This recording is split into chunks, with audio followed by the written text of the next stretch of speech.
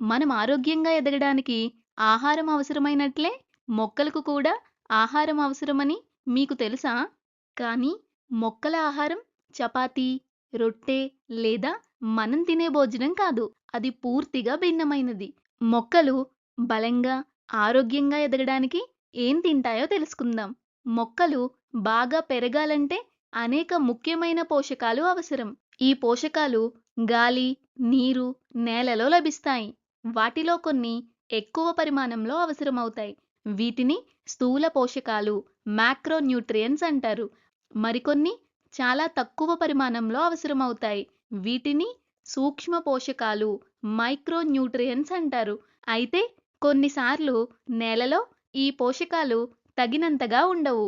అప్పుడేమవుతుంది? మొక్క ఎదుగుదల నెమ్మదిస్తుంది. సరైన ఆహారం లేకపోతే మనం అనారోగ్యం పాలయ్యే విధంగానే మొక్క కూడా అనారోగ్యానికి గురవుతుంది. అందుకే ఎరువులు మరియు సేంద్రియ ఎరువులను ఉపయోగిస్తారు. ముందుగా రసాయన ఎరువుల గురించి మాట్లాడుకుందాం. రసాయన ఎరువులను కర్మాగారాల్లో వివిధ రసాయనాలతో తయారు చేస్తారు. వీటిలో మొక్కలకు అత్యంత అవసరమైన నైట్రోజన్, ఫాస్ఫరస్, పొటాషియం వంటి మూలకాలు ఉంటాయి. ఇవే మొక్కల ప్రధాన ఆహారం. వీటిలో ప్రధానంగా 2 రకాలు ఉంటాయి. ఒకటి సరళ ఎరువు లేదా సాధారణ ఎరువులు, సింపుల్ ఫెర్టిలైజర్స్, అంటే ఒకే ఒక్క పోషకాన్ని కలిగి ఉండే ఎరువు. ఉదాహరణకు ఇందులో కేవలం నైట్రోజన్ లేదా ఫాస్ఫరస్ లేదా పొటాషియం మాత్రమే ఉండవచ్చు. అలాగే 2 లేదా అంతకంటే ఎక్కువ పోషకాలు కలిపి ఉండే మిశ్రమ ఎరువులు, కాంపౌండ్ ఫెర్టిలైజర్స్ కూడా ఉన్నాయి. ఉదాహరణకు యూరియా. కానీ ఇక్కడ ఒక ముఖ్యమైన విషయం ఉంది.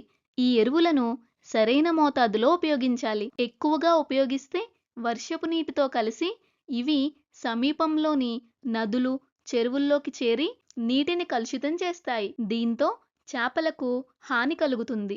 అంతేకాకుండా కాలక్రమేణా నేల సారాన్ని కూడా తగ్గిస్తాయి. ఇప్పుడు పర్యావరణానికి అనుకూలమైన సేంద్రియ ఎరువులు, ఆర్గానిక్ ఫెర్టిలైజర్స్ గురించి తెలుసుకుందాం.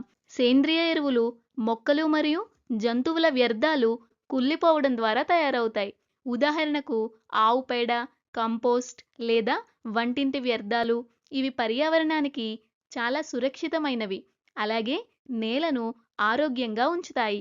సాధారణంగా ఉపయోగించే సేంద్రియ ఎరువుల్లో ఆవు పేడ ఎరువు ఒకటి. ఇది ఆవు పేడతో తయారవుతుంది.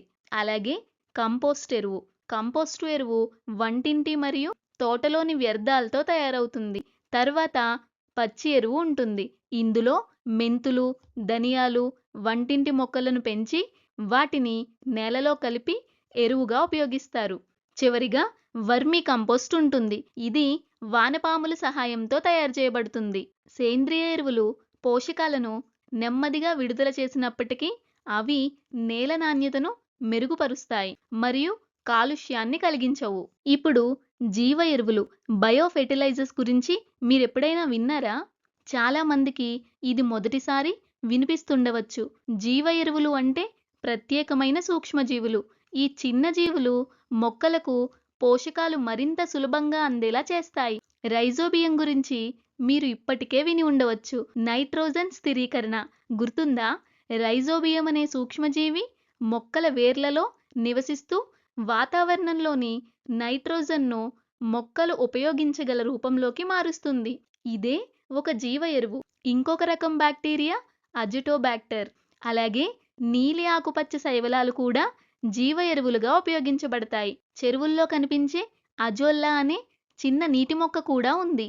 ఇది గాలిలోని నైట్రోజన్ను నేలలో స్థిరపరచడానికి సహాయపడుతుంది. అలాగే కంపోస్టుతో కలిసి మొక్కలకు అవసరమైన పోషకాలను సులభంగా గ్రహించేలా చేస్తుంది. ఇవన్నీ మనల్ని సేంద్రియ వ్యవసాయం, ఆర్గానిక్ ఫార్మింగ్ వైపు తీసుకెళ్తాయి. సేంద్రియ వ్యవసాయం అంటే హానికరమైన రసాయనాలను ఉపయోగించకుండా సహజమైన ఎరువులను ఉపయోగించే వ్యవసాయ పద్ధతి. సేంద్రియ వ్యవసాయంలో రసాయన ఎరువులకు బదులుగా ఆవు పేడ ఎరువు, కంపోస్ట్, పచ్చి ఎరువు, వర్మీ కంపోస్ట్ వంటి సహజ పద్ధతులను ఉపయోగిస్తారు. భారతదేశంలో కొన్ని ప్రాంతాల్లో, ముఖ్యంగా ఈశాన్య రాష్ట్రాలు మరియు ఒడిశాలోని సేంద్రియ వ్యవసాయం చాలా కాలంగా కొనసాగుతుంది.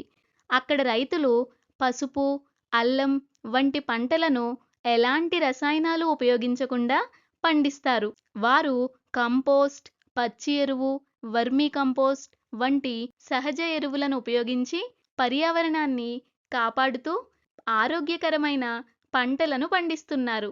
తర్వాతసారి మీరు పచ్చని పొలం లేదా తాజాగా కోసిన కూరగాయల గుత్తిని చూసినప్పుడు అవి పెరగడానికి కేవలం నీరు మాత్రమే కారణం కాదని గుర్తుంచుకోండి. సరైన పోషకాలు, సరైన ఎరువులు మరియు సేంద్రియ పద్ధతుల ద్వారా భూమిని సంరక్షించడం, ఈ మూడింటి కలయికే మొక్కలు ఆరోగ్యంగా పెరగడానికి కారణం.